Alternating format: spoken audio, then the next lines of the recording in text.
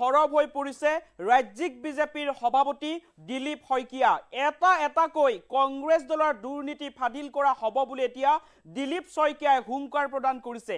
কেৱল অসমতেই নহয়, সমগ্ৰ দেশজুৰি ফাদিল কৰা হ'ব কংগ্ৰেছ দলৰ দুৰ্নীতি আৰু কুকাণ্ড।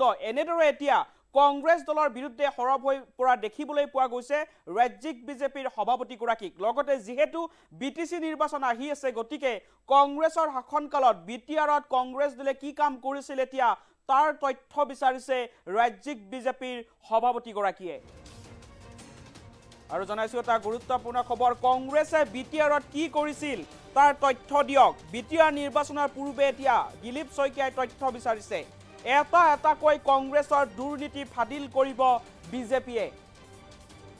অসমৰ লগতে সমগ্ৰ দেশজুৰি ফাদিল কৰা হ'ব কংগ্ৰেছৰ দুৰ্নীতি আৰু কুকাণ্ড। দিলীপ শইকীয়াই এইবাৰ হুংকাৰ প্ৰদান কৰিছে। কংগ্ৰেছৰ দিনত হৈছিল চূড়ান্ত দুৰ্নীতি আৰু ভ্ৰষ্টাচাৰ। আৰু কংগ্ৰেছৰ শাসনকালত দুখীয়াক ভাতে মৰাৰ ৰাজনীতি কৰিছিল বুলি এইবাৰ দিলীপ শইকীয়াই মন্তব্য কৰিছে। জনাইছো এটা ৰাজনৈতিক খবৰ, পাকিস্তানৰ প্ৰতি সহমৰ্মিতা দেখুৱালে কংগ্ৰেছ দলে। এনেদৰে এইবাৰ দিলীপ শইকীয়াই কংগ্ৰেছ দলৰ বিৰুদ্ধে হুংকাৰ প্ৰদান কৰিছে। দেশৰ সুৰক্ষা একতাক লৈ এতিয়া প্ৰশ্ন উত্থাপন কৰিছে কংগ্ৰেছ দলে। ৰাজ্যিক বিজেপিৰ সভাপতি এইবাৰ সৰব হৈ পৰিছে, কংগ্ৰেছক লৈ সৰব হৈ পৰিছে ৰাজ্যিক বিজেপিৰ সভাপতি দিলীপ শইকীয়া। আৰু কংগ্ৰেছে বিটিআৰত কি কৰিছিল তাৰ এতিয়া তথ্য বিচাৰিছে। কংগ্ৰেছৰ শাসনকালত বিটিআৰত কি কাম হৈছিল তাৰ তথ্য বিচাৰিছে। যিহেতু বিটিচি নিৰ্বাচন সমাগত, গতিকে প্ৰতিটো ৰাজনৈতিক দলে এতিয়া বিটিচি দখল কৰাৰ লক্ষ্যৰে নিৰ্বাচনী যুঁজত নামি পৰিছে। আৰু তাৰ মাজতে এইবাৰ দিলীপ শইকীয়াই হুংকাৰ প্ৰদান কৰিছে। বিটিআৰত কংগ্ৰেছৰ শাসনকালত কি কাম কৰিছিল কংগ্ৰেছে তাৰ তথ্য বিচাৰিছে। কংগ্ৰেছৰ দিনত হৈছিল মাথো চূড়ান্ত দুৰ্নীতি আৰু ভ্ৰষ্টাচাৰ। এই ধৰণৰ মন্তব্য কৰিছে এতিয়া ৰাজ্যিক বিজেপিৰ সভাপতিগৰাকীয়ে। কংগ্ৰেছৰ শাসনকালতেই দুখীয়াক ভাতে মৰাৰ ৰাজনীতি কৰা হৈছিল বুলি ৰাজ্যিক বিজেপিৰ সভাপতিগৰাকীয়ে মন্তব্য কৰিছে। পাকিস্তানৰ প্ৰতি সহমৰ্মিতা দেখুৱাই কংগ্ৰেছ দলে দেশৰ সুৰক্ষা একতাক লৈ প্ৰশ্ন কৰে কংগ্ৰেছ দলে। আৰু এতিয়া কেৱল অসমতেই নহয়, সমগ্ৰ দেশজুৰি ফাদিল কৰা হ'ব কংগ্ৰেছ দলৰ দুৰ্নীতি আৰু কুকাণ্ড। এনেদৰে এতিয়া কংগ্ৰেছ দলৰ বিৰুদ্ধে সৰব হৈ পৰা দেখিবলৈ পোৱা গৈছে ৰাজ্যিক বিজেপিৰ সভাপতি দিলীপ শইকীয়াক। মন্তব্য আছে দিলীপ শইকীয়াই কংগ্ৰেছ দলক লৈ কি মন্তব্য কৰিছিল, মন্তব্য আগবঢ়াইছো।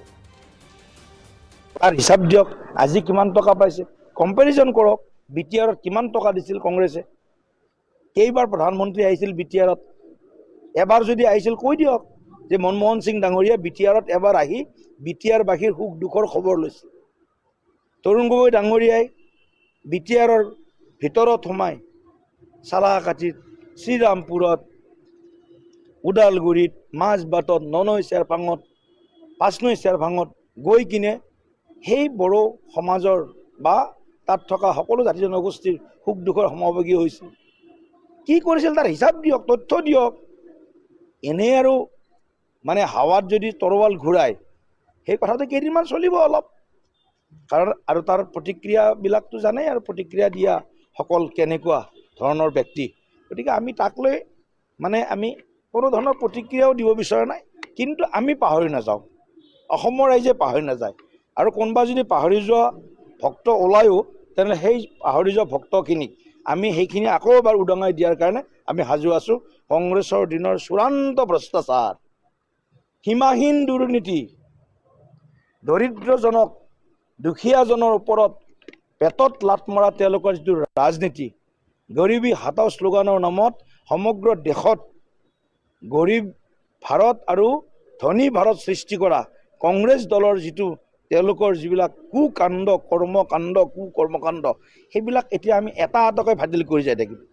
অসমততো কৰিমেই, দেশতো হ'ব। আজি পাকিস্তানৰ ওঠৰ ভাষা কোৱা তেওঁলোকে, পাকিস্তানৰ লগত সহমৰ্মিতা প্ৰকাশ কৰা কংগ্ৰেছ দল, বিভিন্ন নেতাৰ বিভিন্ন সময়ত বক্তব্য আছে। চাৰ্জিকেল ষ্ট্ৰাইকো প্ৰমাণ লাগে। গতিকে এই ধৰণৰ দেশৰ একতা, অখণ্ডতা, সাৰ্বভৌমত্ব, দেশৰ সামৰিক শক্তিৰ প্ৰতিও তেওঁলোকে প্ৰশ্নবোধক চিন আনে। গতিকে কংগ্ৰেছ দলটোৰ এটা হোপলেছ বুলি কৈছোঁ মই, কংগ্ৰেছ দল এটা হোপলেছ। গতিকে এই হোপলেছ দলটোৰ পৰা ইয়াতকৈ আৰু বেছি আশা কৰিব নোৱাৰোঁ। তাৰ হিচাপ দিয়ক, আজি কিমান টকা পাইছে, কম্পেৰিজন কৰক। BTRত কিমান টকা দিছিল কংগ্ৰেছে, কেইবাৰ প্ৰধানমন্ত্ৰী আহিছিল BTRত, এবাৰ যদি আহিছিল কৈ দিয়ক যে মনমোহন সিং ডাঙৰীয়া BTRত এবাৰ আহি BTRবাসীৰ সুখ দুখৰ খবৰ লৈছিল।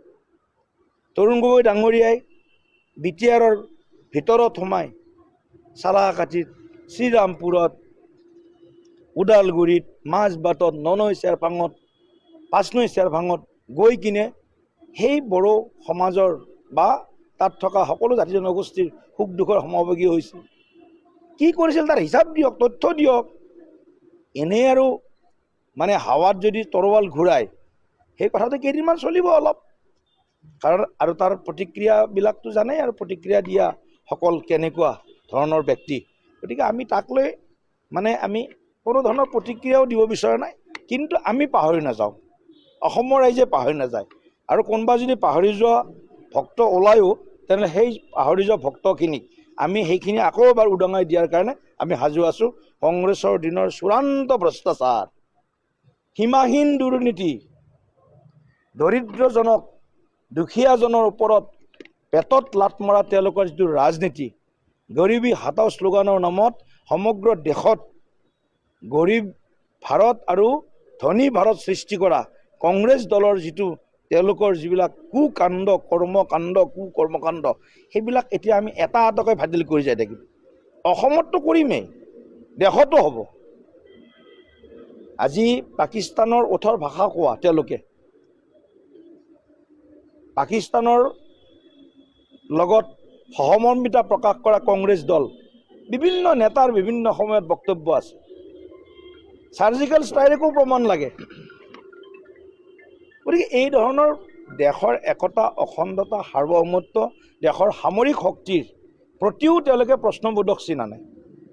গতিকে কংগ্ৰেছ দলটোৰ এটা হোপলেছ বুলি কৈছোঁ মই, কংগ্ৰেছ দল এটা হোপলেছ। গতিকে এই হোপলেছ দলটোৰ পৰা ইয়াতকৈ আৰু বেছি আশা কৰিব নোৱাৰোঁ।